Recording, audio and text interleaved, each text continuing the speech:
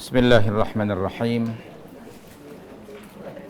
Alhamdulillahilladzi anzalal kitaba ala 'abdihi wa lam yaj'al lahu 'iwaja.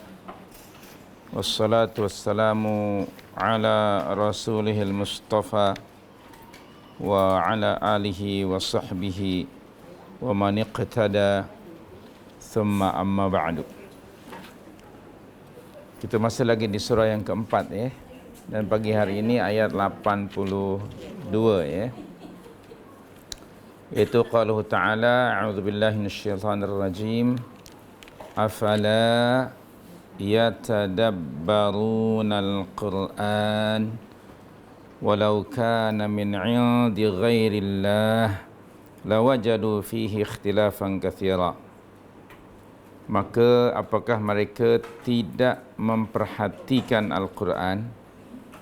Kalau kiranya Al-Quran itu bukan dari sisi Allah, tentulah mereka mendapat pertentangan yang banyak di dalamnya.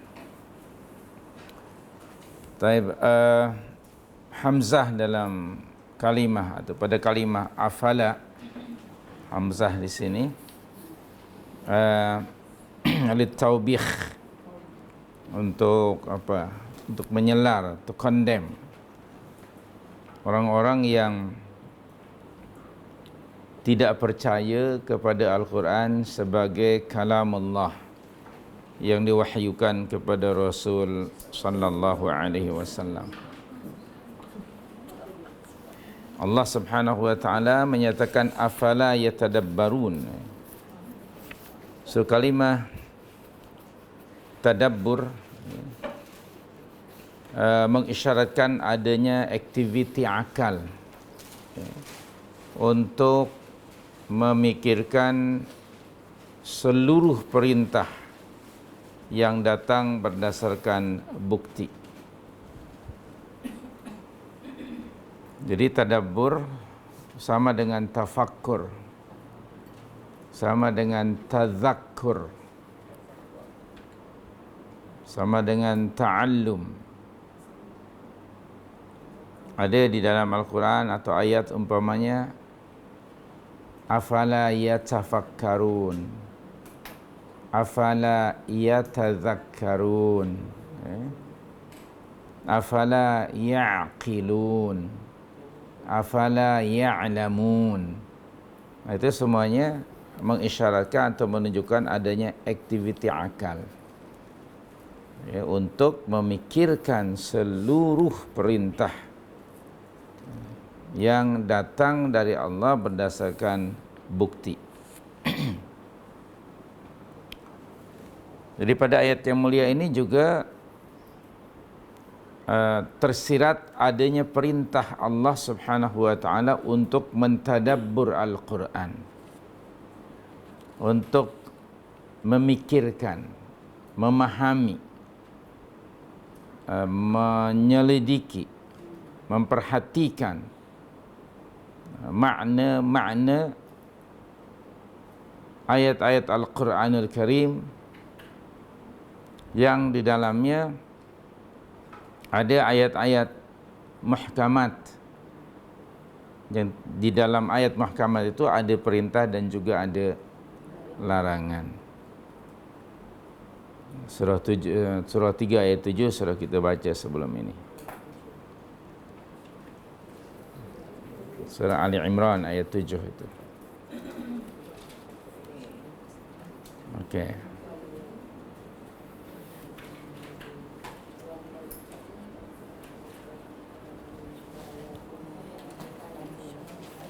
Okey.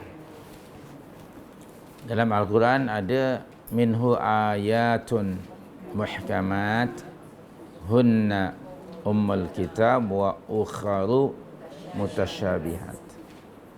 Itu harus ditadabburi ayat-ayat muhkamat. Ramadan antara peluang terbaik bagi kita untuk mentadabbur ayat-ayat muhkamat. Baik. Ayat ini juga sebagai cabaran atau tantangan Allah kepada mereka yang ragu-ragu atau tidak percaya terhadap Al-Quranul Karim. Merujuk masyarakat yang menjadi sebab teguran Allah melalui firman-Nya ini pada masa itu adalah masyarakatnya orang Arab, dan bahasa Al-Quran ini menggunakan bahasa Arab. Secara logiknya mestinya mereka tidak menentang, ya, karena Al-Quran bahasa mereka. Mereka secara logiknya, menurut logik kita lah, mestinya mereka faham. Tapi ternyata kenapa mereka menentang? Ada kemungkinan walaupun bahasa itu bahasa mereka, tapi mereka tidak memahaminya, sebab Al-Quran adalah mu'jizat. Okay. Mu'jizat maknanya secara literally bahasa ialah yang melemahkan, yang mengalahkan apa yang menjadi kebanggaan di satu-satu masyarakat. Maka mu'jizat maknanya yang melemahkan. So, Al-Quran menggunakan bahasa mereka, menggunakan tata bahasa dan sastra mereka. Namun tidak semestinya mereka memahami apalagi mengimaninya. So, ini jadi pengajaran bagi kita. Kadang-kadang kita heran, ya, kenapa orang Arab hingga hari ini mereka semacam jauh daripada Al-Quran, padahal kan itu bahasa mereka. Sebenarnya dia bukan hanya semata-mata dari sudut bahasa. Kalaulah sebabnya bahasa, tentu Abu Jahal berimanlah. Dia yang paling faham dengan bahasa dia. Tapi mereka ternyata tidak semuanya memahaminya, kerana itu sebagai mukjizat keduanya, atau karena kekufuran mereka. Mereka menuduh Al-Quran sebagai sesuatu yang dibuat-buat, iftira, yang dibuat-buat, yang dibuat atau ditulis oleh Muhammad sallallahu alaihi wasallam atau diajarkan oleh orang lain kepadanya. Macam-macamlah tuduhan-tuduhan itu, yang sebenarnya tuduhan itu mengisyaratkan kekufuran mereka. Oleh itu Allah menentang mereka, mencabar mereka. Coba kamu perhatikan Al-Quran. Afala yatadabbaruna Al-Quran? Coba kamu perhatikan baik-baik. Kemudian Al-Quran sebagai mukjizat tidak hanya dari sudut bahasa, tapi i'jaz Al-Quran dari sudut isi kandungannya, dari sudut berita-beritanya. Maka Al-Quran tetap menjadi mukjizat universal. Kepada non-Arab pun Al-Quran juga menjadi mukjizat dari sudut isi kandungannya, bahkan bukti-buktinya, yang ternyata hari ini ada beberapa saintis yang menemukan apa-apa yang disebut dalam Al-Quran, ternyata mereka menemukan memang benar. Itu menunjukkan bahwa Al-Quran, mukjizat Al-Quran tidak hanya dari sudut bahasa. Kalaulah dari sudut bahasa, maka kita yang non-Arab, apa yang boleh kita dapat? Tidak faham apa-apa akhirnya. Kemudian ayat ini juga mencabar bagi mereka yang non-Arab, yang masih ragu-ragu atau tidak percaya terhadap Al-Quran. Afala yatadabbaruna Al-Quran? Bila Allah berfirman seperti ini, mengisyaratkan bahawa ada orang yang membaca saja Al-Quran, sekedar baca, tapi tidak mentadabbur. Ini mengisyaratkan bahawa ramai orang yang tidak menggunakan quwwatul idrak, kemampuan untuk berfikir. Dan ini juga mengisyaratkan bahawa manusia adalah satu-satunya makhluk yang dianugerahkan Allah alatut tafkir, alat untuk berfikir, yaitu akal. Allah tidak menganugerahkan akal kecuali melainkan hanya kepada manusia. Maka ayat ini ditujukan oleh Allah kepada seluruh manusia. Bila Allah menyatakan afala yatadabbaruna Al-Quran, ada orang yang membaca tetapi tidak mentadabbur, tidak menggunakan akal fikiran. Padahal naluri akal itu ialah selalu berfikir, ingin tahu, bertanya, menyelidiki. Nah, ketika membaca tanpa tadabbur berarti kita telah tidak mensyukuri nikmat akal. Kita bimbang masuk dalam kelompok orang-orang yang disebut dalam surah 7 179. Lahum qulubun tapi la yafqahuna biha. Itu dalam surah 7 179. Mereka ada otak, mereka ada akal, tetapi la yafqahuna biha, tidak diguna pakai Al-Quran untuk memahami isi kandungan Al-Quran yang di dalamnya ada panduan hidup. Kita bimbang masuk dalam kelompok ini. Lahum qulubun tetapi la yafqahuna biha. Nah, kepada mereka inilah ayat yang sedang kita baca dihala tujukan. Hari ini ada di kalangan manusia, baik itu non-muslim, orang kufar atau orang muslim, yang ada pada diri mereka keraguan-raguan terhadap kebenaran Al-Quran. Mereka masih ragu-ragu terhadap relevansi Al-Quranul Karim sebagai panduan hidup.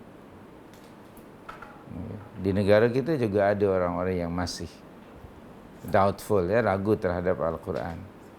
Boleh ke Al-Quran ... Mungkin ke? Tidak akan nanti orang lari? Begitulah. Jadi ramai orang yang masih meragukan. Sebenarnya ketika mereka berkata seperti itu menunjukkan mereka tidak menggunakan daya fikir akal mereka bagi memahami Al-Quranul Karim. Dari sudut untuk kita bukan bahasanya, tapi relevansinya. Kerana Allah menjadikan Al-Quran sebagai mu'jizatun khalidatun, mukjizat yang kekal dan sifatnya universal. Okay. Tiada kitab samawi yang petunjuknya universal untuk seluruh manusia pada sepanjang zaman kecuali Al-Quran. Kitab-kitab dahulu hanya menjadi hudan bagi kaum tertentu. Sementara Al-Quran, umpamanya Al-Baqarah 185, hudan linnas di situ.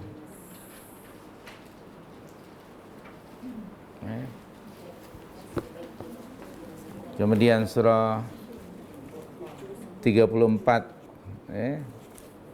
ayat 28 yang mengisyaratkan bahawa kerasulan Muhammad sallallahu alaihi wasallam itu untuk seluruh manusia. Ya.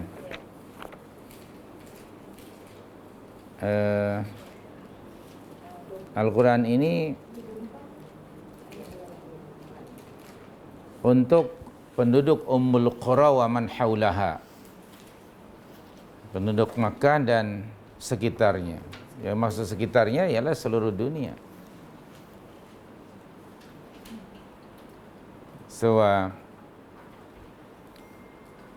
demikian karakter mukjizat Al-Quran itu untuk seluruh manusia dan sepanjang masa hinggalah datangnya hari kiamat.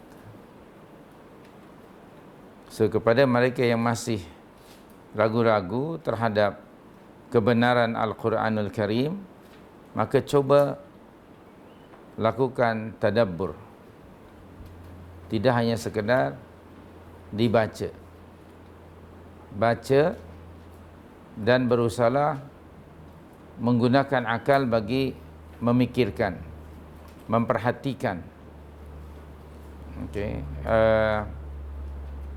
isi kandungan Al-Quran itu.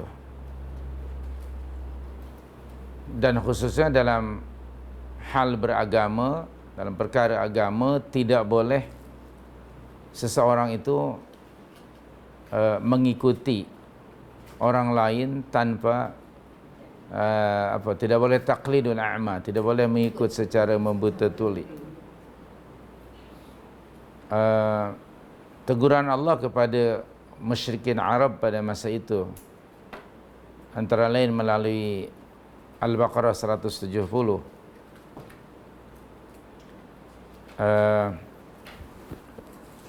Bismillahirrahmanirrahim. Wa idza qila lahum ittabi'u ma anzalallah qalu bal nattabi'u ma alfaina alaihi aba'ana awalau kana aba'uhum la ya'qilun. Itu ayat la ya'qiluna syai'a wa la yahtadun.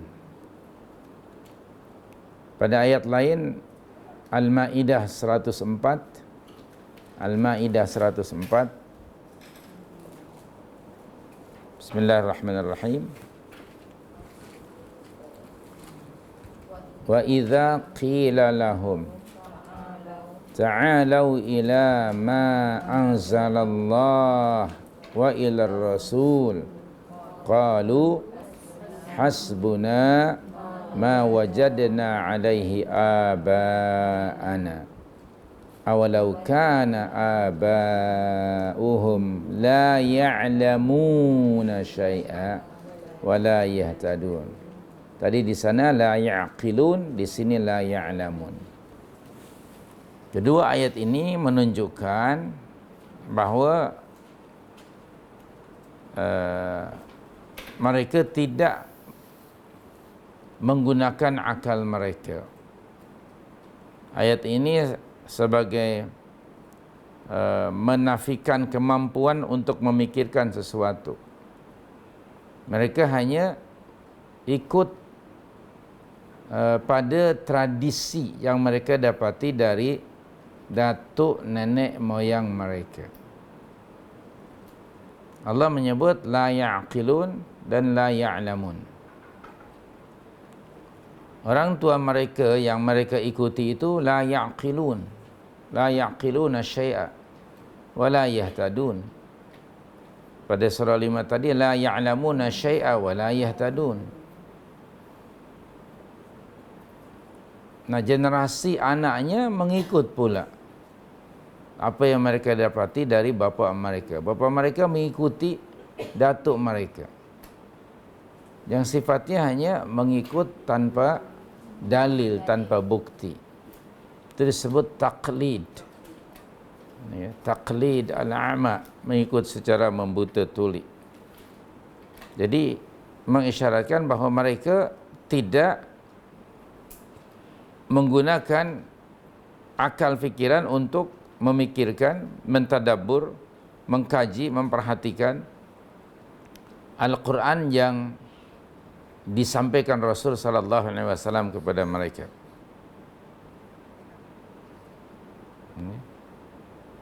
So, ayat itu juga isi kandungannya ialah Allah menyelar, menempelak, Allah condemn orang-orang yang beragama hanya sekedar mengikut tradisi.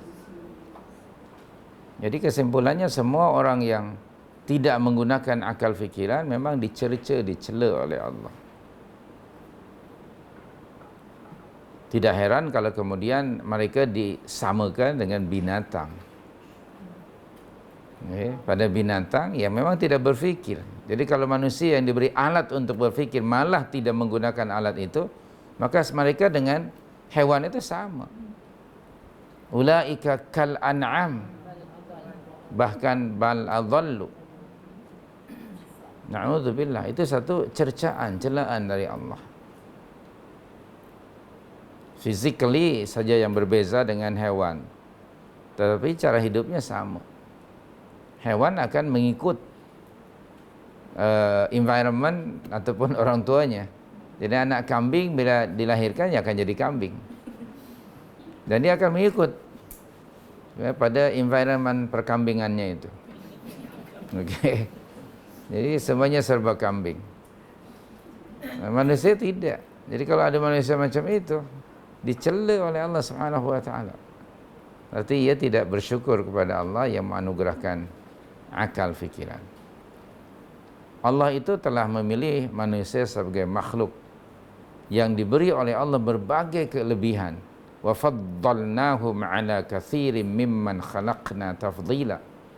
Surah 17 ayat berapa? 70 ke? Allah telah memberi kelebihan kepada manusia ini yang luar biasa, yang tidak ada pada makhluk yang lainnya. Okay. Wa faddalnahum ala katsirin mimman khalaqna tafdila. Dan kami telah lebihkan Bani Adam ini mengatasi makhluk-makhluk yang lain. Surah Al-Isra ya, ayat 70. Nah, di antara tafdhil, keutamaan yang Allah anugerahkan pada manusia ialah akal. Antaranya, bila akal dipergunakan, niscaya mereka akan mendapati di dalam Al-Quran ini tidak ada kontradiktif. Jadi pada surah 4 ini, walau kana min 'indi ghairillah lawajadahu fi ikhtilafan katsira. Kalau Al-Quran ini bukan datang dari Allah, pasti akan mereka dapati di dalamnya berbagai kontradiktif. Oleh itu, coba kamu gunakan akal kamu. Kaji, selidiki, fahami, fikirkan, hayati semua aspeknya. Sama ada dari sudut bahasa ataupun dari sudut kandungannya, undang-undangnya, bahkan berita-beritanya tentang perkara-perkara yang telah berlaku atau yang akan datang. Coba kamu kaji dan selidiki. Niscaya pasti kamu tidak akan dapati di dalamnya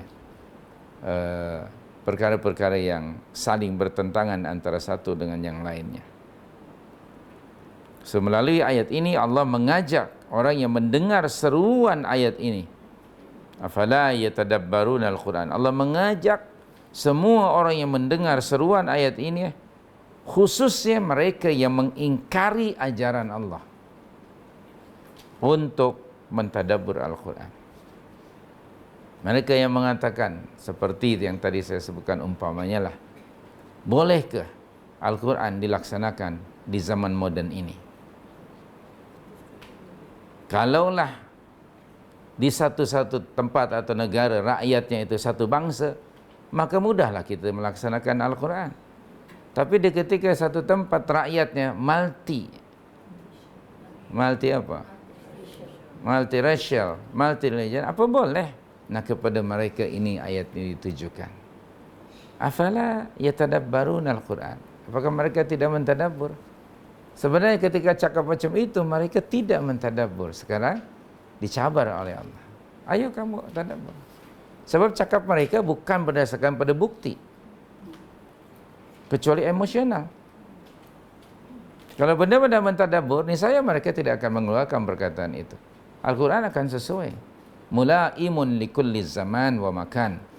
Kan sentiasa sesuai pada setiap masa dan juga tempat. Jadi jangan cakap seperti itu. Karena seolah-olah nanti Allah itu tidak mengetahui di satu tempat itu rakyatnya multiracial. Nah, kalau kita tanya siapa yang menciptakan mereka yang multi itu? Bukankah Allah berfirman? Bukankah Allah berfirman dalam Al-Quranul Karim surah 49 ayat yang ke-13, Al-Hujurat 13. Bukankah Allah berfirman wa ja'alnakum syu'uba wa qabaila? So, jadi perkataan mereka itu tadi kontradiktif. Betul tak? Mereka kata sekiranya seperti zaman Rasulullah bangsanya hanya satu aja, bangsa Arab, maka mudahlah dilaksanakan. Adapun kita bangsanya lain-lain. Nampak sangat dia tidak mentadabbur ayat ini. Betul tak? Mentadabbur tak surah 49 ayat 13? Tidak kan? Kalau dia mentadabburi, dia tidak akan cakap. Sebab Allah lah yang menciptakan berbagai-bagai bangsa dan suku-suku itu. Maka waja'alnakum syu'uba wa qabaila. Syu'ub plural dari sya'bun. Qabail plural dari qabilah. Allah lah yang menciptakan berbagai bangsa. Jadi perkataan mereka yang kontradiktif dengan Al-Quran, bukan Al-Quran yang kontradiktif dengan realiti di satu-satu tempat. Astaghfirullahaladzim. Jadi sebetulnya orang-orang yang cakap seperti seumpama perkataan-perkataan itu menunjukkan mereka memang tidak membaca, tidak mentadabbur. Nah, ayat ini ditujukan khususnya kepada mereka yang mengingkari ajaran Allah untuk mentadabbur Al-Quran. Mereka menuduh ajaran Allah barbarik, tidak berperi kemanusiaan dan sebagainya. Astaghfirullahaladzim kulli dzambin. Bacakan ayat ini. Adakah saudara-saudara mentadabbur Al-Quran? Tidakkah saudara mentadabbur Al-Quran? Kita sampaikan kepada mereka. Karena perkataan itu bukan berdasarkan kajian. Apa bukti bagi menyokong pandangan mereka? Kan tidak ada. Kecuali hanya emosi. Yang dibaca hanya satu surah. Padahal Al-Quran itu terdiri 114 surah. Nah, ya tidak, macam mana akan memahaminya? Jadi khusus kepada mereka itu ayat ini ditujukan. Afala yatadabbaruna al-Qur'an walau kana min 'indi ghairillah lawajadu fihi ikhtilafan katsira. Sekiranya mereka dan kita semuanya mentadabbur Al-Quran, okay, maka pasti kita tidak akan dapat di dalamnya adanya ta'arud, kontradiktif dari aspek manapun juga. Dan pasti nanti akan menambah lagi yakin bahawa Al-Quran adalah kalam Allah yang diwahyukan kepada Rasulullah. Al-Quran itu datang min indillah, dari sisi Allah. Dalam surah 41 ayat 41 ya. Allah ada berfirman ayat 41-42, surah 41 ayat 41, hampir hujung ayat. Bismillahirrahmanirrahim. Allah berfirman, wa innahu lakitabun aziz. Sambung ayat 42. La ya'tihil batilu min baini yadayhi wala min khalfih. Tanzilum min hakimin hamid. Inilah realiti Al-Quran. Al-Quran adalah kitabun aziz, kitab yang mulia, dijamin oleh Allah, la ya'tihil batilu min baini yadayhi wala min khalfih. Tidak datang, tidak didapati di dalam Al-Quran adanya berbagai kebatilan, kontradiktif, sama ada di hadapannya ataupun di belakangnya. Apa juga berita-beritanya, kejadian yang telah berlaku, informasi yang perkara-perkara yang akan berlaku pada kemudian hari, dia menjadi kenyataan. Banyak sekali sejak zaman dahulu sehingga hari ini. Firman-firman Allah itu menjadi realiti hari ini. Banyak didapati. Kenapa Al-Quran melarang umat Islam minum arak umpamanya, atau makan babi? Di zaman itu belum diketahui bukti-buktinya kan. Hanya bila diharamkan, para sahabat mereka akan meninggalkan perkara itu. As-sam'u wa ta'ah. Hari ini sudah ada buktinya menunjukkan bahwa pengharaman itu tidak sekedar dogmatik, tetapi ada proof and evidence. Dan itu menambah keyakinan seorang mukmin dan keimanannya terhadap Al-Quran. Itu sebagai satu contoh, dan banyak contoh-contoh yang lain. Di Eropa dan Amerika, di antara orang yang memeluk Islam ialah di kalangan saintis, yang justru mereka menemukan bukti-bukti kebenaran Al-Quran sesuai dengan perkembangan ilmu sains. Hanya mereka memeluk Islam. Yang kata mereka, kalaulah Muhammad, Al-Quran ini dibuat oleh Muhammad atau orang lain, bagaimana dia tahu 14 abad berikutnya baru ditemukan. Dan he was not a scientist. Even Muhammad SAW seorang yang ummi. Jadi akhirnya mereka meyakini bahwa Al-Quran ini mesti kalam Allah. La ya'tihil batilu min baini yadayhi wala min khalfihi. Okey, bagaimana mungkin akan ada kebatilan, kontradiktif, kecelaruan dalam Al-Quran? Okey, sebab ia turun min hakimin hamid. Tanzilun min hakimin hamid. Ia diturunkan dari siapa? Dari Allah yang maha bijaksana lagi maha terpuji. Di awal surah Yasin, mereka yang tidak percaya, ragu-ragu terhadap Al-Quran, padahal mereka sendiri baca. Di awal surah Yasin, Yasin wal Qur'anil Hakim, innaka laminal mursalin ala siratal mustaqim. Ayat 5, Tanzilal Azizir Rahim. Al-Quran itu diturunkan oleh Allah yang maha perkasa lagi maha mengasihani. Ya Allah. Lepas baca itu, keluar tadi komen-komen yang meragukan, menunjukkan keraguan mereka, mempengaruhi orang lain supaya ragu, menghalangi orang lain dari memahami. Apa artinya membaca Tanzilal Azizir Rahim sementara sikapnya berbeza? Begitulah antara ucapan dengan perbuatan kontradiktif. Ayat sebelumnya sudah kita baca. Siapa mereka kalau bukan orang munafik? Na'udzubillah min dzalik. Ayo Allah sekarang mencabar. Cabaran Allah ada dalam ayat lain. Kita juga pernah rujuk surah 47 ayat 24. Ayat ini tidak hanya mengandungi suruhan, perintah untuk mentadabbur, bahkan sekaligus ada amaran keras bagi mereka yang tidak mentadabbur, tidak mau mentadabbur Al-Quran. Allah akan kunci mati pintu hati mereka. Sudah jumpa ayatnya?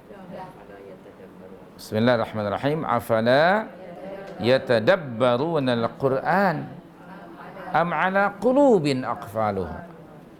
Nah, itu. Ini perintah untuk mentadabbur sekaligus ada amaran keras. Na'udzubillah. Am ala qulubin aqfaluha.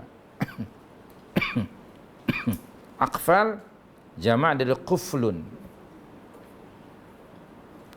Kunci itu apa namanya? Akan ada anak kuncinya, mak kuncinya ke apa sebetulnya? Ibu kunci kan. Kan pelik ya, ada anak kunci tapi tak ada ibu, ada mangga, kan lucu. Ini tak betul bahasa ni. Kalau anak pasti ada ibu, ya kan? Macam juga jari lah, ada ibu aja tak ada anak, ya kan? Ibu jari, anak jari tak ada. Itu bahasa kita ya. Jadi quflun tu, itu quflun tu yang apa namanya? Apa dapatnya tu? Quflun. Bahasa Jawanya gembok, gemboknya itu mangga bahasa sini, mangganya kan. Sebab mangga ada juga majalah mangga. Okay.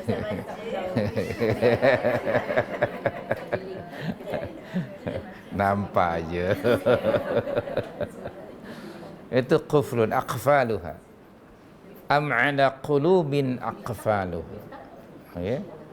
So berarti di sini ada quflunnya di situ. Quflun maknanya ada, mesti ada pintu kan.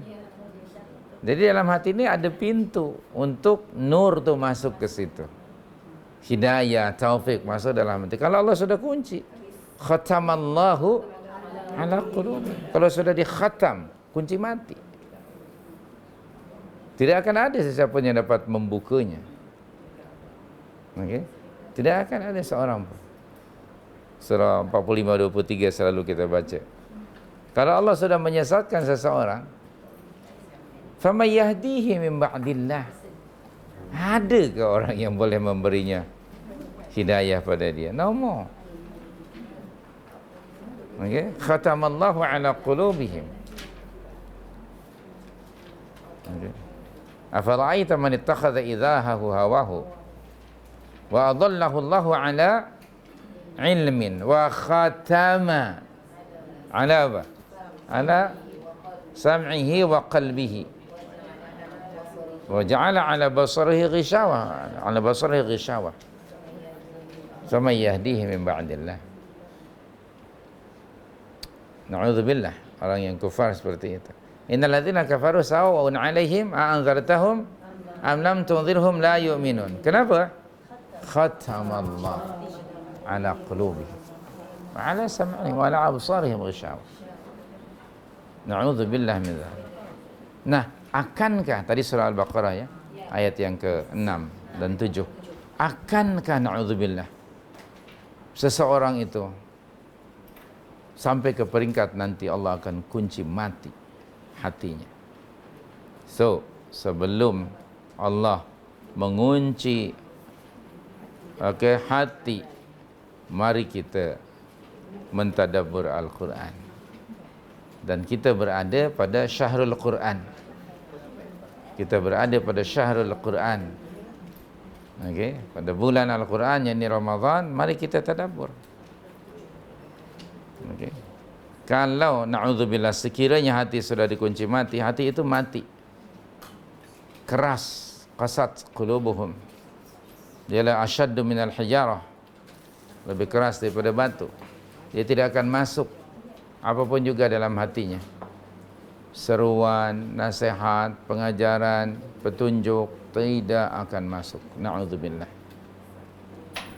Ini sekali lagi ayat ini perintah untuk mentadabbur Al-Quran, sekaligus ada amaran yang keras kepada mereka yang tidak mentadabbur Al-Quran Al-Karim. Walau kana min 'indi ghairillah. Kita balik lagi surah 4 ayat 82. Sekiranya Al-Quran ini dibuat-buat oleh seseorang, atau seperti tuduhan mereka dibuat oleh Rasulullah sallallahu alaihi wasallam, atau seperti orang-orang munafikin mengatakan seperti itu, sekiranya mereka menelitinya, pastilah wajaduhu fihi ikhtilafan katsira. Tetapi bila kita mentadabburinya pasti tidak akan didapati adanya kontradiktif. Ini menjadi bukti dan dalil bahwa Al-Quran datang dari sisi Allah Subhanahu wa ta'ala. Fahuwa min indillah. Okay. So, walau kana min indi ghairillah la wajadu fihi ikhtilafan katsira, dalam aspek mana-mana sahaja. Al-Quran ini saja diturunkan oleh Allah, diwahyukan kepada Rasul sallallahu alaihi wasallam, Rasulullah menerima dan membacanya. Kemudian Allah Subhanahu wa taala lah yang menjadikan Rasul sallallahu alaihi wasallam itu menghafal dan mengingatnya, demikian juga para sahabat, terutamanya untuk Rasulullah di dalam surah Al-A'la ya, dalam surah Al-A'la ayat yang ke-6 Allah ada berfirman di situ, Bismillahirrahmanirrahim, sanuqri'uka fala tansa. Itu ayatnya, illa masya. Surah 87 ya. Surah 87 ayat 6. Al-A'la itu. Sanuqri'uka fala tansa. Kami, yakni Allah, akan membacakan Al-Quran kepada kamu hingga kamu tidak akan lupa. Dijamin oleh Allah Subhanahu wa taala autentisiti Al-Quran itu. Jadi tidak ada ikhtilaf dalam Al-Quran, dalam aspek manapun juga. Sila buat ataupun tadabburi Al-Quran dari mana-mana angle, niscaya tidak akan didapati di dalamnya pertentangan, kontradiktif. Pasti antara berita dengan realiti itu selari.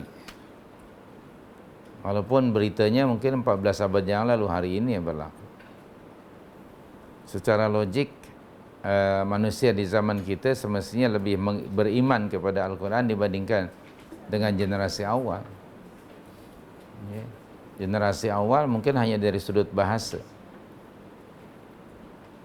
Nah, setelah mereka memang beriman kepada Allah, puncanya itu. Bila beriman kepada Allah, wahyu datang dari Allah. Yang diwahyukan kepada Rasul, kerasulan itu pun datang dari Allah. Innaka laminal mursalin. Okay. Tanzilal azizir rahim itu bukan hanya Al-Quran, tetapi juga innaka laminal mursalin, ar-risalah itu. Kenabian dan kerasulan juga dari Allah. Dan orang yang menerimanya, yaitu Rasul sallallahu alaihi wasallam, sudah dihiasi oleh Allah dengan akhlak yang mulia. Sebelum menjadi nabi, dia mendapat pingat al-amin yang tidak pernah diberi pada mana-mana orang. Itu sebuah rancangan dari Allah. Okay? Supaya ketika Allah mewahyukan wahyu kepada Muhammad SAW, orang tidak ragu-ragu. Kerana apa? Ketika wahyu pertama datang kepada Rasul, waktu itu Rasulullah seorang diri. Tidak ada orang lain saksinya. Bayangkan kalau, na'udzubillah ya, kalaulah dia pernah cacat akhlaknya, orang tak akan percaya.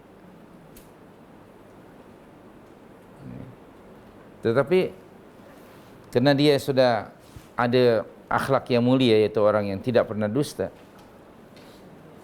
istrinya Khadijah radhiyallahu anha, ketika Nabi sudah tenang, hilang nervousnya itu, dengan penuh yakin dan percaya, Khadijah mengatakan, wallahi Allah tidak akan menghinakan anda kerana anda tidak pernah berbohong. Disebut kebaikan Rasulullah, selalu menolong orang, selalu menyambung silaturahim, disebut segala kebaikannya. Tidak ada yang tahu kebaikan seorang suami kecuali, atau karakter suami kecuali istrinya. Allah tidak akan menghinakan anda. Yakin dia. Sebab cerita pengalaman Nabi didatangi Jibril dan mendapat wahyu itu diceritakan kepada orang yang paling hampir dengannya. Siapa lagi kalau bukan istrinya? Dan istrinya tahu betul suaminya tidak pernah berbohong. Subhanallah. Ini sebagai bukti. Ini semuanya planning dari Allah. Lalu ketika Allah memerintahkan Rasul untuk memulakan dakwah secara openly, terang-terangan, Nabi bertanya kepada mereka. Setelah mereka semuanya kumpul di bawah bukit Safa waktu itu, ma taqulun, apa yang akan kamu katakan dan komen kamu akan sesuatu ni akan aku sampaikan kepada kamu. Apa dia? Di sebalik bukit-bukit yang mengelilingi kota Makkah ada tentera asing. Mereka sedang bersiap sedia untuk menyerang kota Makkah. Apakah kamu membenarkan perkataan aku ini, informasi aku ini? Mereka kata, ya, ma jarrabna bika kadhiba, kerana kami tidak pernah menemui kamu berbohong walaupun sekali. Kita tengok. Jadi Rasulullah hantarkan dahulu sebuah berita, apakah mereka masih mempercayainya atau tidak? Mereka kata, ma jarrabna bika kadhiba. Kami tidak pernah ada pengalaman selama kamu bersama kami 40 tahun ini berdusta dan berbohong. Tak pernah. Kami percaya kepada apa saja yang kamu sampaikan. So legalah Rasulullah. Setelah itu, few second after that, Rasulullah mengatakan, wahai orang ramai, aku adalah utusan Allah yang diutus kepada kamu sekalian. Tenganga semua orang. Tenganga, terbeliak. Mata terbeliak, mulut terbuka tenganga. Dan nafas berhenti sekejap. Terperanjat mereka. Dan orang yang cepat sedar ialah bapa saudaranya Abu Lahab, dengan marah kepada Nabi, tabban laka ya Muhammad sa'iral ayyam alihadza jama'tana. Damn you, oh Muhammad. Itu tabban itu bahasa yang kesat dan kasar. Celoko bahasa, kurang asam, kurang ajar. Bahasa yang sangat kasar. Tabban laka ya Muhammad alihadza jama'tana. Celaka kamu sepanjang hari. Apakah untuk ini kamu kumpulkan kami di sini? Allah menurunkan tabbat yada itu, Abi Lahab wa tab. Jadi dalam surah ini jelas Allah sudah buat satu perancangan bahwa orang yang akan diangkat menjadi nabi dan rasul adalah orang yang sangat bersih sifatnya. Tidak ada cacat celanya. Sehingga nanti bila dia menceritakan bahwa dia mendapat wahyu dari Allah, tidak akan ada lagi orang yang meragu-ragukannya.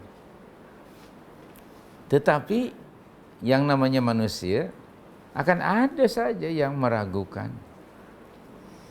Pada zaman itu walaupun tadi sudah disebut bahasa mereka, tetap mereka meragukan. Kononnya tumla alaihi bukratan wa asila. Ayat-ayat ini diimlakkan oleh orang lain. Orang lain ada buat dictation tu Muhammad sampaikan. Ada orang lain yang mengajarnya pagi dan petang katanya. Hari ini ada juga yang meragukan relevansi Al-Quran sebagai petunjuk hidup.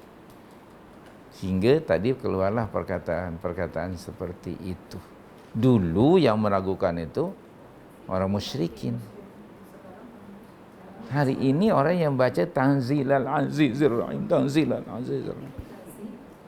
Kan aneh ini. Jadi baca ayat ini. Afala yatadabbaruna al-Quran. Jadi sebenarnya dengan begitu menampakkan jati diri mereka yang tidak pernah mentadabbur Al-Quran. Astaghfirullahal azim min kulli dzambin. Kalau benar-benar ya Al-Quran itu ditadabburi, dia akan memberi kesan kepada jiwa orang yang mentadabburinya. Antaranya misalnya dalam surah Az-Zumar 39 ayat 23 ya. Allah berfirman ya 39:23.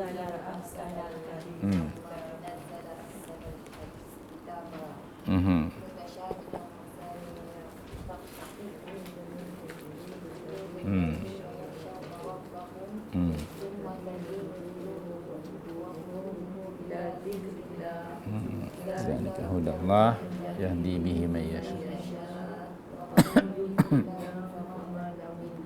Itu ayatnya. Allahu nazzala ahsanal hadith. Allah telah menurunkan the best perkataan. Ahsan, the best perkataan, yaitu Al-Quran. Kitaba mutasyabiha. Al-Quran yang serupa mutu ayat-ayatnya. Mathaniya, lagi berulang-ulang. Maksudnya ialah hukum-hukum pelajaran, kisah-kisahnya itu diulang-ulang menyebutnya dalam Al-Quran supaya lebih kuat pengaruhnya dan lebih meresap. Sebagian ahli tafsir mengatakan bahawa maksudnya ialah bahawa ayat-ayat Al-Quran itu diulang-ulang membacanya seperti tersebut di dalam muqaddimah surah Al-Fatihah. Dan satu-satunya surah yang diulang hari-hari ialah surah Al-Fatihah, selain daripada inna a'tayna dan qul hu lah.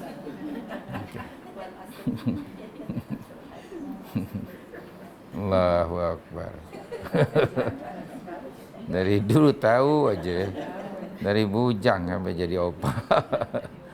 Itu aja, tiap waktu inna a'tayna dengan qul hu aja. Baik. Subhanallah. Nah, kisah misalnya kisah Nabi Allah Adam. Ada dalam suratul Baqarah, surah yang lainnya, surah Taha dan banyak lagi. Diulang-ulang untuk supaya mantap dalam hati dan jiwa kita. Taqsya'irru minhu juludul ladzina yakhshawna rabbahum. Allahu akbar. Gemetarlah kerenanya kulit orang-orang yang takut kepada Rabb mereka. Ini indikasi dari tadabbur. Indikasi dari tadabbur pasti akan menggetarkan jiwa.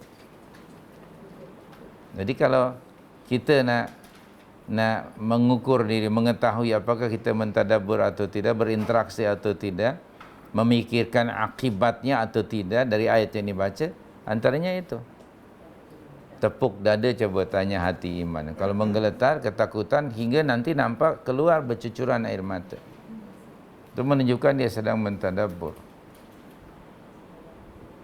Indikasi yang lain bila dengan membaca dan mentadabbur ayat Al-Quran itu bertambah berat iman, bukan berat badan. Itu bezanya.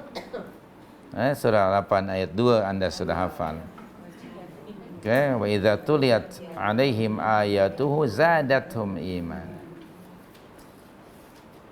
Nah, kalau Ramadan malah tambah berat badan, itu menunjukkan dia sekedar membaca. Okay. Jadi itu standar yang digunakan pakai di dalam Al-Quran untuk mengetahui sama ada kita mentadabbur atau tidak, berinteraksi atau tidak dengan Quran. Jadi mesti ada kesan, dan kesannya itu dalaman. Taqsya'irru minhu juludul ladzina yakhshawna rabbahum. Ada kalimat yakhshawna rabbahum. Khasyah tidak timbul kecuali pada mereka yang sudah mengenali Allah. Okay. Innama yakhshallaha min ibadihil ulama. Dalam surah Yasin, litunzira innama tunziru man ittaba'a dzikra wa khasyar rahman bil ghaib. Yang akan mengikuti Al-Quran, innama tunziru, kamu hanya memberi warning. Okay, siapa dia? Man ittaba'a dzikra, orang yang mengikuti az-zikr. Peringatan maksudnya Al-Quran. Wa khasyar rahman bil ghaib, dan mereka gerun takut kepada Allah yang Maha Pemurah, yang gaib. So, mereka yang mentadabbur Al-Quran sedang bila baca ayat Al-Quran, ada menangis, ada yang gembira. Ada ayat amaran, ancaman, azab, menangis. Kerana di dalam Al-Quran ada ayat inzar, ada ayat bisyarah, ada doa. Maka orang yang mentadabbur, dia matlamatnya bukan berapa banyak yang dia baca ayat-ayat Al-Quran ataupun surah atau juz, tetapi ialah dia memahami, berinteraksi. Satu ayat, 10 ayat seperti kata Abdullah bin Mas'ud, lebih baik mentadabburnya daripada 10 juz tapi tanpa mentadabbur. Nah, coba di sini ya. Ini adalah satu standar yang digunakan untuk sama ada kita memahami atau tidak, mentadabbur atau tidak Al-Quran. Taqsya'iru minhu juludul ladzina yakhshawna rabbahum. Next, thumma talinu juluduhum wa qulubuhum ila dzikrillah. Kemudian menjadi tenang kulit dan hati mereka di waktu mengingati Allah. Subhanallah. Jadi di sini adanya interaksi. Qulub dalam Al-Quran kan bermakna juga aqlun, akal. Akal memikirkan, hati juga hidup.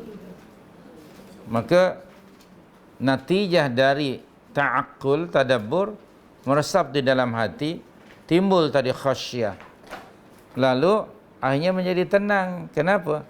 Karena dia sudah sentiasa dirinya online dengan Allah, dan Allah sentiasa memelihara dan menjaganya. Hidupnya akan tenang, tidak bergantung kecuali hanya kepada Allah, tidak berharap melainkan hanya kepada Allah, dan ridha dengan apa juga ketetapan Allah Subhanahu wa taala ke atas dirinya. Maka tenanglah hanya. wa qulubuhum ini thumma talinu, okey, juluduhum wa qulubuhum ila dzikrillah. Terus ila dzikrillah, ai ila taatillah. Tidak berhenti pada hati yang gemetar, takut, menangis, tapi kemudian ditransformasikan dalam bentuk ketaatan. Zikrun di sini antara maknanya ialah taat. Antara makna zikir ialah taat. Nah, menjalani ketaatan kepada Allah akan membawa kepada ketenangan. Rasul ada menyebut mafhum sebuah hadis,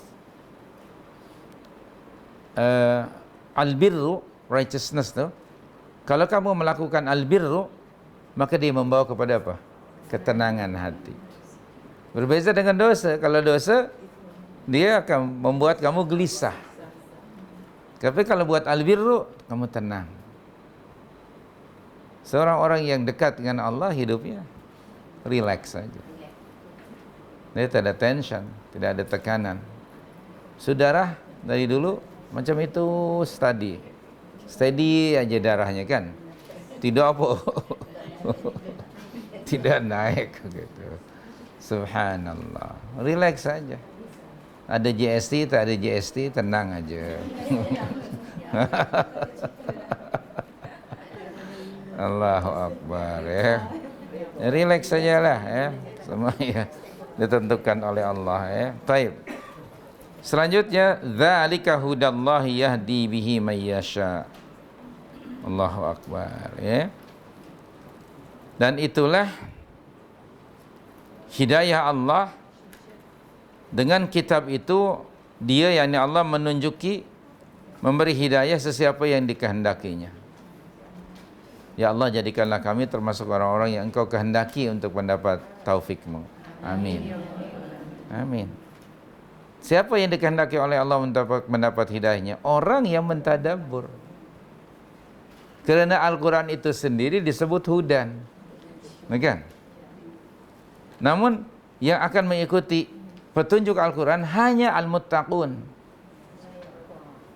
Pada asalnya Al-Quran itu hudan linnas, Al-Baqarah 185. Tapi Al-Baqarah ayat 2 specifically hudan lil muttaqin. Tidak akan ada orang yang mengikuti petunjuk Al-Quran kecuali orang yang bertakwa, kecuali orang mukmin. Ciri orang yang bertakwa ialah selalu mengikuti petunjuk Al-Quran. Dia tidak akan terpengaruh dengan teori-teori manusiawi. Bagi dia cukup. And the only pedoman hidup dia hanyalah ma anzalallah. Kini manusia, di antaranya manusia orang-orang yang muslimin, mengaku muslim, tidak lagi berihtidak mengambil petunjuk dan pedoman dari Al-Quran. Terlalu ramai. Mereka mengambil petunjuk dari fikiran manusia yang cetek. Dan manusia itu pun non-muslim lagi. Yang isme itu. Itu kan dari non-muslim. Dan orang Islam mengikutinya. Padahal sudah ada baginya hidayah. Maha suci Allah ketika Allah berfirman tadi, hudan lil muttaqin. Maknanya, bila ditapis umat Islam yang ada 1 billion hari ini, dengan Al-Baqarah ayat 2, berapa orang saja yang mengikuti Al-Quran? Tidak 1 billion. Yang muttaqun berapa orang? Maka Allah tidak menyebut hudan lil muslimin. Karena ramai orang muslim by birth. Hudan lil muttaqin. Hu adhi al-muttaqin disebut oleh Allah. Karakter mereka dan ciri-ciri sifat mereka. Akidahnya mantap, alladzina yu'minuna bil ghaib. Okey, kemudian diikuti akidah dengan ketaatan, iqamatus salah. Kemudian infak atau ita'uz zakah. Beriman kepada adanya hari akhirat, dan hari akhirat itu dihubung kaitkan juga dengan diri mereka. Beriman pada Al-Quran dan kitab-kitab sebelumnya, dan hidupnya 24 jam dihubung kaitkan dengan the day of judgment. Wabil akhiratihum yuqinun. Allah tidak berbuat hanya yu'minun, yuqinun. Kerana ada orang, bila orang hidupnya itu tidak menghubung kaitkan aktiviti hariannya dengan hari akhirat, menunjukkan sebetulnya dia tidak yakin. akan adanya hari akhirat. Keyakinan adanya hari akhirat akan menjadikan seorang mukmin sentiasa berfikir 2-3 kali sebelum bercakap, sebelum berbuat. Kerana apa juga yang diucapkan, apa juga yang dibuat pasti akan berakibat sama ada na'udzubillah azabun syadid atau wa maghfiratun minallah wa ridwan. Okay, kita sudah baca ayat itu. Surah berapa ya?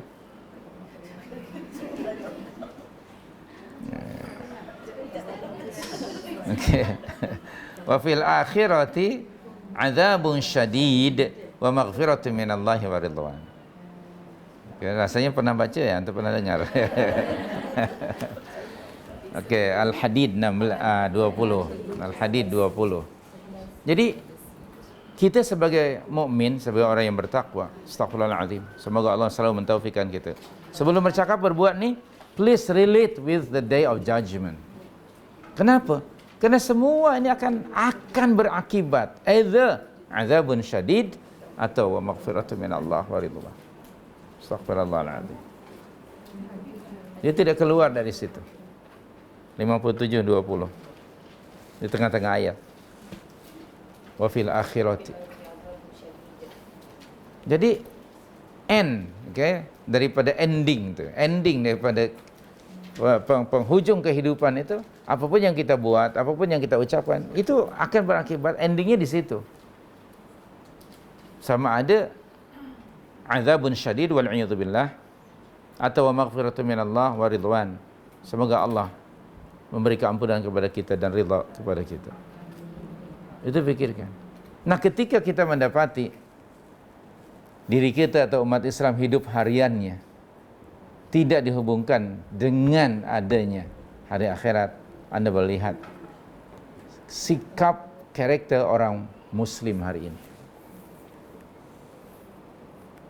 Mereka memperturutkan hawa nafsu.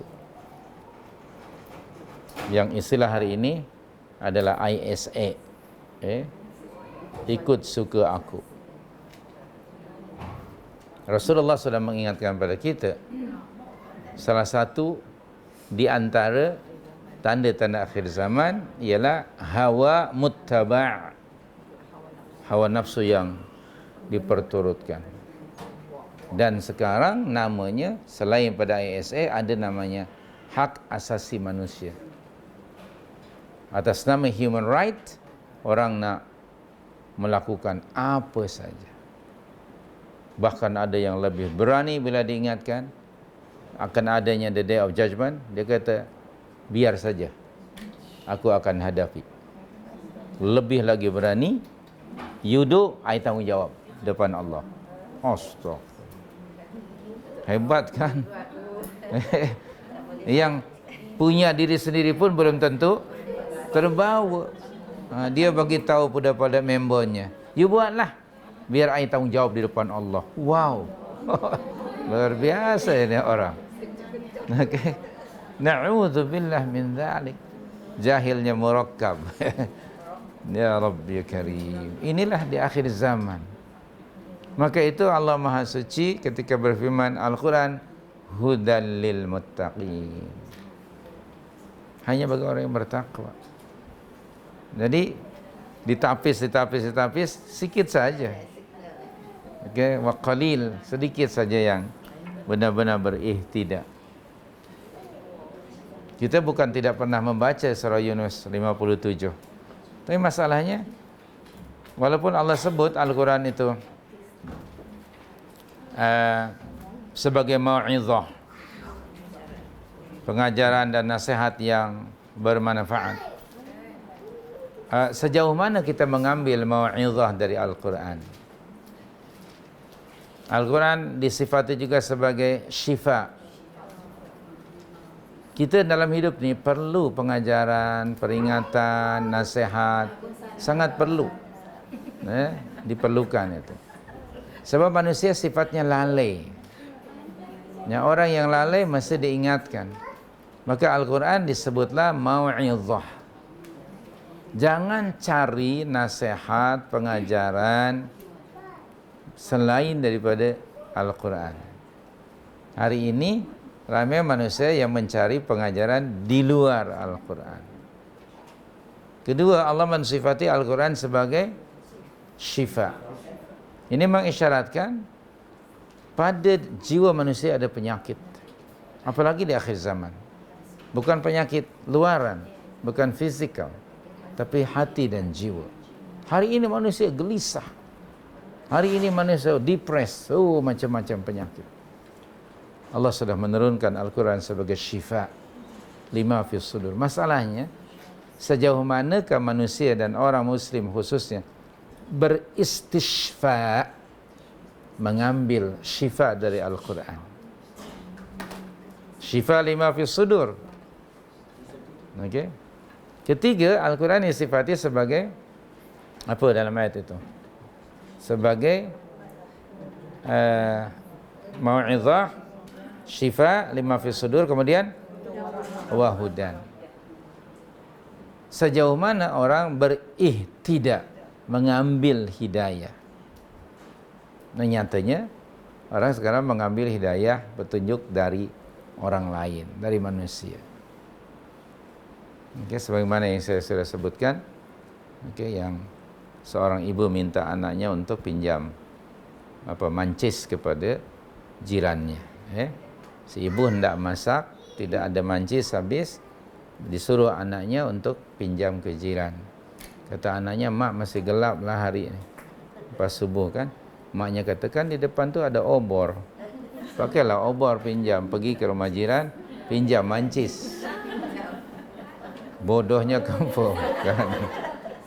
Buat apa pinjam mancis? Pakai aja obor tu. Begitulah. Okay. Kita sekarang ada Al-Quran, ini obor. Tiba-tiba pinjam dari Amerika, okay, dari ada komunisme, liberalisme, apalagi yang namanya isme-isme. Pinjam dari orang lain. Astaghfirullahaladzim. Sempurnalah kejahilan ini. Dan berikutnya ialah Al-Quran sebagai rahmat. Wa rahmah. Ada 4 sifat di situ. Mau'izah, syifa, hudan, terakhir rahmat. Kalau ni tiga-tiga ni ada, maka Al-Quran pasti jadi rahmat. Untuk siapa? Do you think hanya lil Indonesian ke ada tak ayat itu? Lil Malaysian ke? Lil muslimin ke? Lil mu'minin. Tengok, Allah sebut lil mu'minin. Sama dengan tadi al-muttaqin, hudan lil muttaqin. Nah, dari ayat ini jelas sekarang ramai muslim, sedikit yang mukmin. Maka tidak setiap muslim itu mukmin. Kalau benar-benar mukmin, dia pasti akan mengikuti Al-Quran, beristidak Al-Quranul Karim. Hari ini ya Allah, astaghfirullahaladzim. So, hanya kepada Allah kita mohon hidayah dan taufik ya. Ya Rabb ya Karim. Barulah kita tahu betapa kita dengan Al-Quran tu jauh sekali ya. Kemudian kita balik lagi tadi surah 39 tu ayat 23. Dzalika hudallahi yahdi bihi may yasha. Dan kalau ada orang yang diberi petunjuk oleh Allah, pada waktu yang sama ada orang yang dhalal. Wa may yudlilillahu fama lahu min had. Dan sesiapa yang disesatkan Allah, maka tidak ada seorang pun yang dapat memberinya petunjuk. Na'udzubillah. Allahumma hdina wa la tudillana. Ya Allah, berilah petunjuk pada kami, jangan engkau sesatkan kami. Amin. Kalau orang sudah disesatkan oleh Allah, jadi faman yahdihi min ba'dillah. Tidak ada seorang pun yang dapat memberinya petunjuk. Jadi kembali pada surah yang keempat tu ayat 82 tadi, afala yatadabbaruna al-Quran. Okey, walau kana min 'indi ghairillah lawajadu fihi ikhtilafan katsira. So sekiranya benar-benar umat ini berihtida dengan Al-Quran, maka hidup ini niscaya subhanallah sentiasa berada pada kebaikan. Realiti yang ada sudah kita sebutkan tadi, keadaan umat macam ini adalah satu indikasi bahawa kita telah lama meninggalkan Al-Quran. Penyakit umat di akhir zaman antara lain yang terbesar ialah hajrul Quran. Meninggalkan, mengabaikan, mencuaikan Al-Quran. Nah, ini fenomena hajrul Quran dahsyat di akhir zaman. Dan orang yang meninggalkan Al-Quran dalam kehidupan mereka, astagfirullahaladzim, akan dilaporkan Rasulullah kepada Allah pada hari kiamat. Surah apa itu? Al-Furqan, ya, ayat 30. Bismillahirrahmanirrahim. Wa qala ar-rasulu ya Rabbi inna qaumi ittakhadhu hadzal qur'ana mahjura.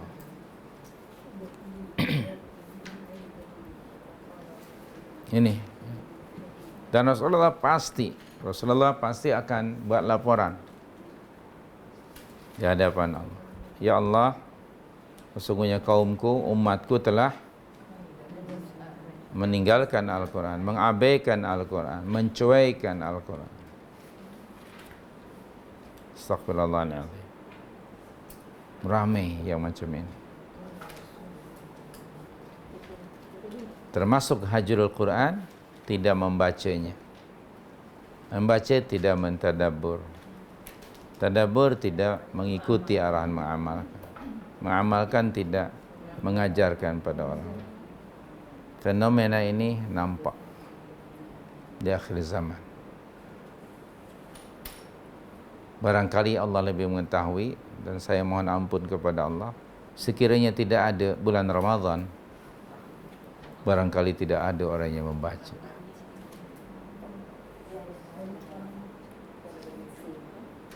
Dua minggu yang lalu anda nampak orang berkumpul di surau dan masjid baca Quran? Ada tak? Tidak ada.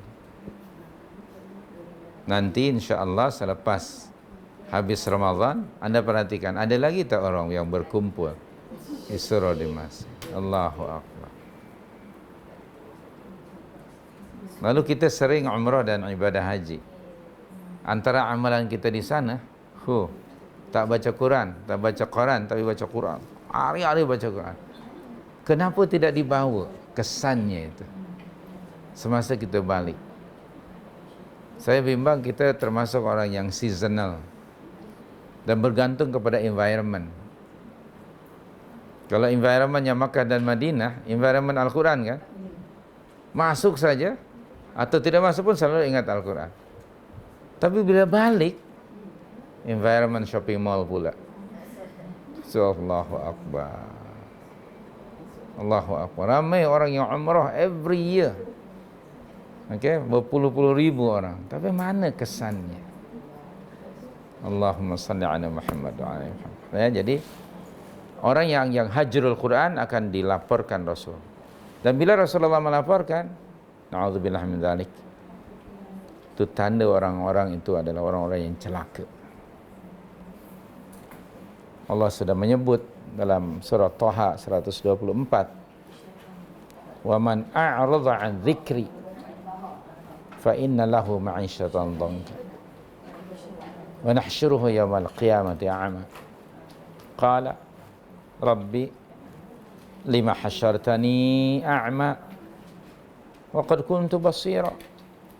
Qala kadzalika atatka ayatuna fanasitaha fakadzalika al-yawma tunsa. Ya, Al-Surah Taha 124 hingga 127. Sudah hafal kan? Lama itu kita. Okay, terima kasih. Wa man a'rada 'an dzikri fa inna lahu ma'isyatan dhanka. Termasuk i'rad ialah hajrul Quran, ialah i'rad. I'rad hajrul Quran. Siapa yang berpaling, a'rada, an dzikri, dari peringatanku, daripada Al-Quran, dari petunjukku, dari agamaku, fa inna lahu ma'isyatan dhanka. Pasti dia akan hidupnya banyak problem. Dunia hari ini banyak masalah. Negara kita, apalagi di akhir-akhir ini. macam-macam. Satu masalah belum selesai, datang lagi masalah. Astaghfirullah. Bahkan benda-benda yang ghairu ma'qul sebelumnya boleh berlaku. Tidak hanya di udara, di laut, di daratan sudah berlaku. Allahu akbar. Allahu akbar. Nak tunggu nak dihancurkan ke baru sedar. Ayo balik. Al-Quran itu diturunkan justru to overcome seluruh masalah masyarakat. Ketika Al-Quran diturunkan, itu masyarakat Makkah pada masa itu kacau bilau. Tidak ada pentadbiran, tata tadbir, tidak ada. Manusia hanya physically manusia, tapi mentally worse than cattle pada masa itu. Semua aspek kehidupan mereka, puncanya tentu akidah, ekonomi, akidah, ibadah, ekonomi, politik, sosial, everything. Now it's come back situasi itu. Al-Quran turun untuk itu. Maka tadi sebut syifa, to overcome bagi semua masalah. Nah sekarang antara sebanyak masalahnya kerana kita apa? Nu'rid. Kita berpaling. Kita deviate, kita turn away. Walaupun ada Al-Quran.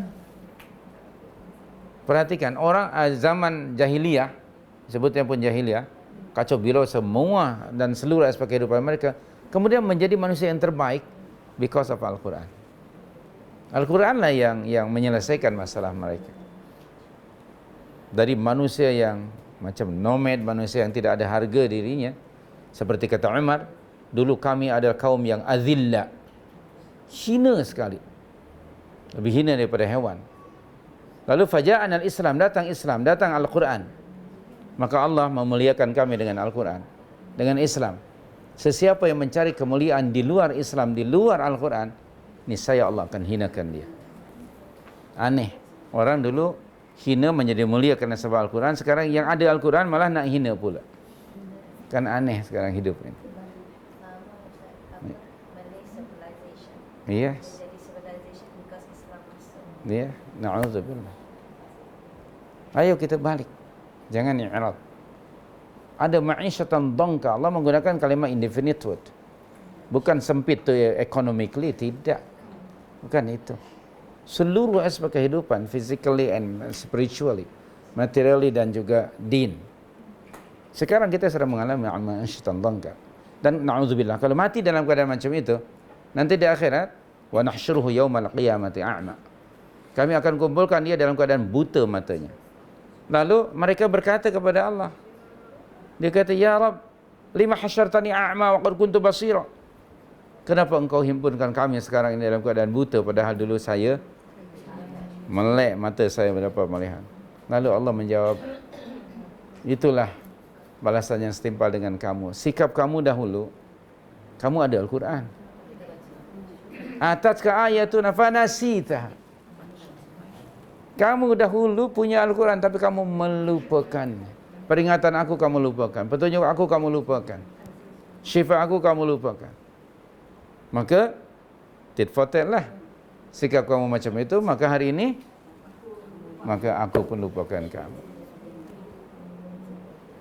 Fakadzalikal yauma tunsa. Demikian hari ini kamu dilupakan. Dilupakan oleh Allah, na'udzubillah, di akhirat jauh dari rahmatnya. Na'udzubillah min dzalik. Allah itu tidak akan, na'udzubillah, Allah tidak akan berlaku zalim kepada hamba-hambanya. Untuk apa? Kerana hambanya sendiri. Dan Allah sangat transparan. Apa yang sedang kita baca di surah Taha ini akan berlaku nanti di akhirat, tapi Allah sudah bagi tahu. Keadaan itu pasti berlaku, sudah dia bagi tahu.